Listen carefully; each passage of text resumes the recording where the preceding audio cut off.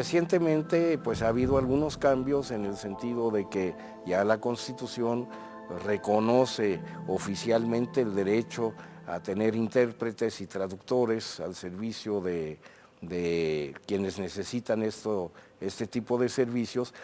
¿Qué ha cambiado en el sistema de administración de justicia? ¿Hay progresos en ese sentido? Por ejemplo, la formación de traductores, el uso de traductores en los ministerios públicos, en los tribunales, ¿realmente está resolviendo un poco algunas de estas cuestiones o es algo más profundo que no hemos atacado todavía? Larisa, ¿tú nos puedes decir algo al respecto?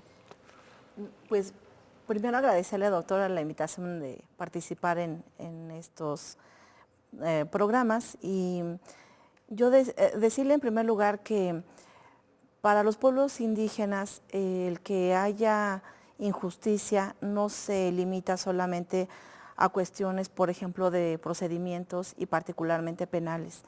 El hecho y sucesos como los que comentaba Marta Sánchez, en el sentido de que las mujeres siguen viviendo una situación muy particular de acceso a un desarrollo de vida personal y colectivo, pero también la niñez de nuestro país, la niñez indígena, que hoy por hoy no tiene garantizados varios derechos, como por ejemplo el de la salud o el de la educación, hablan por sí mismos de situaciones de injusticia en el país, ¿no? Podríamos decir que en las últimas 2 décadas en México hemos avanzado efectivamente en marcos normativos que cada vez reconocen más derechos para las personas indígenas que están involucradas en procedimientos penales.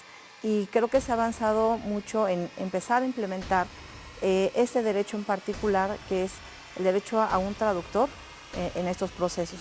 Sin embargo, a mí me da la impresión que nos falta todavía mucho para garantizar realmente de manera plena este derecho.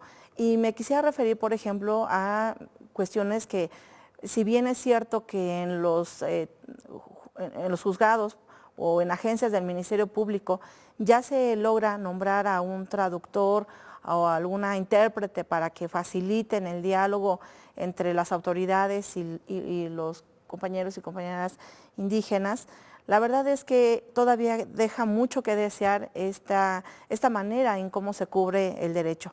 Por ejemplo, el traductor o el intérprete sigue siendo improvisado, sigue siendo una persona que no es pagada como un traductor lo fuera en cualquier otra lengua, y una serie de características que hoy por hoy creemos que se está cumpliendo, pero más en términos formales que en términos reales. Y nada más para cubrir, bueno, el requisito de que tengan a la hora de las declaraciones, por ejemplo, este derecho, pero durante el resto del procedimiento simplemente se olvida nuevamente el mismo. Entonces, sin desconocer estos avances que ha habido en entidades federativas, en la propia federación, creo que todavía nos falta muchísimo, pero muchísimo para poder decir que estamos avanzando con gran velocidad a como realmente se requieren estas cuestiones a nivel nacional, diría yo. Entre las cuestiones que se debaten en el país con respecto a la administración de justicia, está la idea de que hay una justicia para indígenas y hay una justicia para no indígenas. Y por otra parte, la Constitución ahora reconoce que los pueblos y las comunidades indígenas tienen su propio derecho, lo que se llama a veces el derecho consuetudinario o usos y costumbres o tradiciones jurídicas propias de las comunidades. En fin, la cosa es que en ciertos niveles puede haber conflicto entre un derecho positivo de Estado, el que está en los códigos, el que ha sido aprobado en alguna ley especial a nivel estatal o a nivel federal, y por otra parte las formas de comportamiento, de costumbres, de resolución de normas, de conflictos, ¿no? Y la normativa interna de las propias comunidades indígenas para resolver problemas de tipo judicial, de tipo legal, de tipo de derecho. A nivel de las comunidades, ¿cómo se expresa esto? Tenemos aquí a Bruno Plácido de Guerrero, que ha vivido pues algunas de estas situaciones. ¿Cómo se vive la experiencia de estas dos tradiciones culturales o tradiciones jurídicas a nivel de la solución de problemas específicos en la comunidad de Guerrero que tú representas, Bruno? A ver, yo creo que el asunto de la justicia es un tema que hoy no han adoptado un sistema. Y si revisamos actualmente, hoy cumplimos 200 años, ¿sí?, de la independencia, pero antes de que llegaran los españoles, nosotros como pueblos indígenas ya existíamos en este país. Sin embargo, llegaron, impusieron un sistema religioso, un sistema de gobierno, ¿sí?, y eso vino a romper. Hoy se cumple otra vez 100 años de la Revolución Mexicana y aún así el Estado mexicano solamente se justifica sobre el asunto de la justicia, pero a nosotros nos han impuesto y nos han sometido a un sistema que actualmente hoy en Guerrero estamos procesando. Estamos experimentando y recuperando un derecho que se nos ha negado.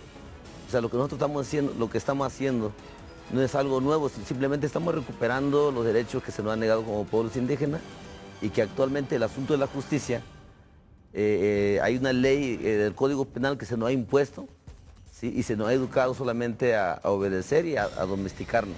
Pero no hay una justicia real a que comprenda nuestro sistema normativo, porque nosotros como pueblo tenemos un sistema normativo que no está escrito, pero sí existe el sistema normativo. Entonces, hoy el Estado justifica con poner gente que interprete o que nos represente, pero no se justifica con todos los sistemas que tenemos en las comunidades como pueblos indígenas.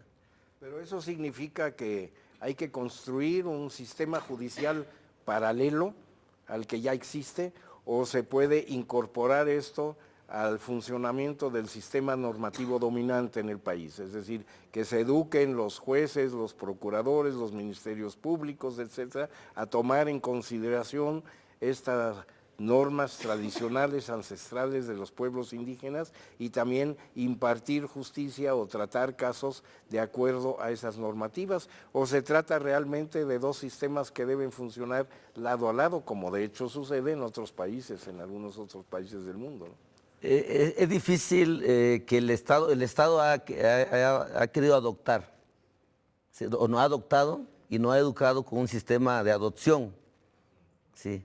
Nosotros traemos un sistema propio, que la justicia de Estado es la visión individualista y la justicia de los pueblos indígenas es colectiva. Nosotros hacemos el ejercicio del juicio oral, hacemos la justicia pública, ¿sí?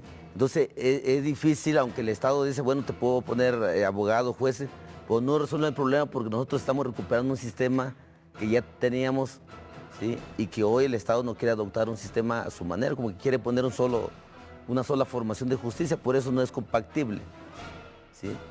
Y es difícil porque hoy los ministerios públicos solamente piensan y representan un interés económico.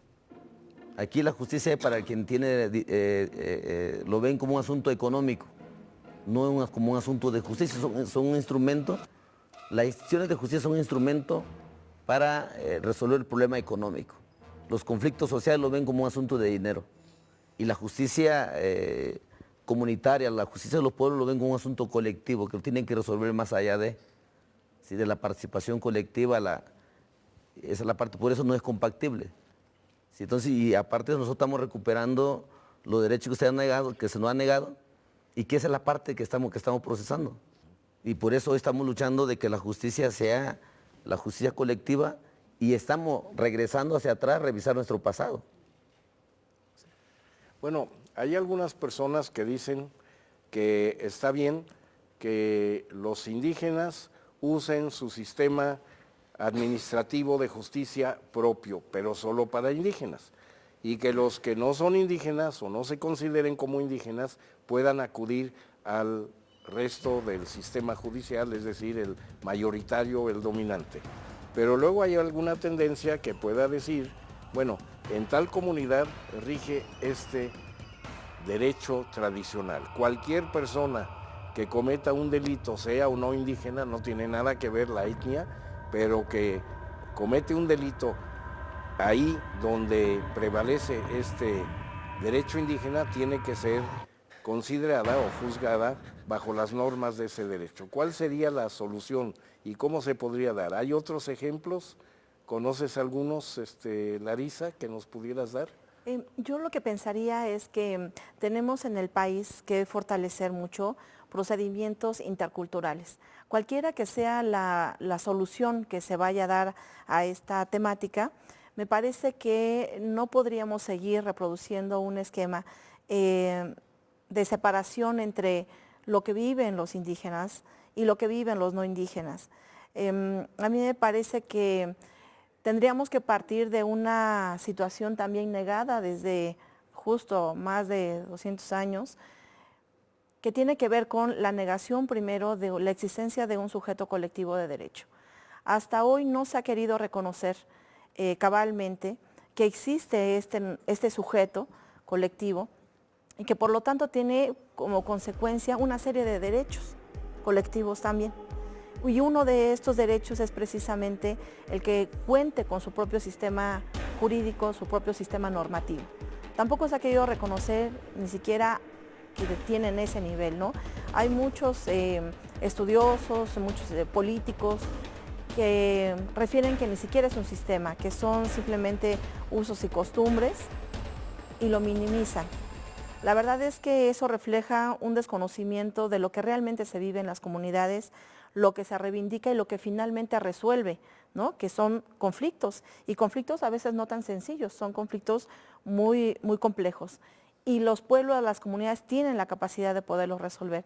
Entonces, creo que hoy por día nos falta mucho discutir colectivamente, indígenas y no indígenas, cómo vamos a resolver esta situación de que en principio ya se reconocen en tratados internacionales y lo reconoce medianamente el artículo 2 de la Constitución, que es que los pueblos y las comunidades tienen sus propios sistemas jurídicos.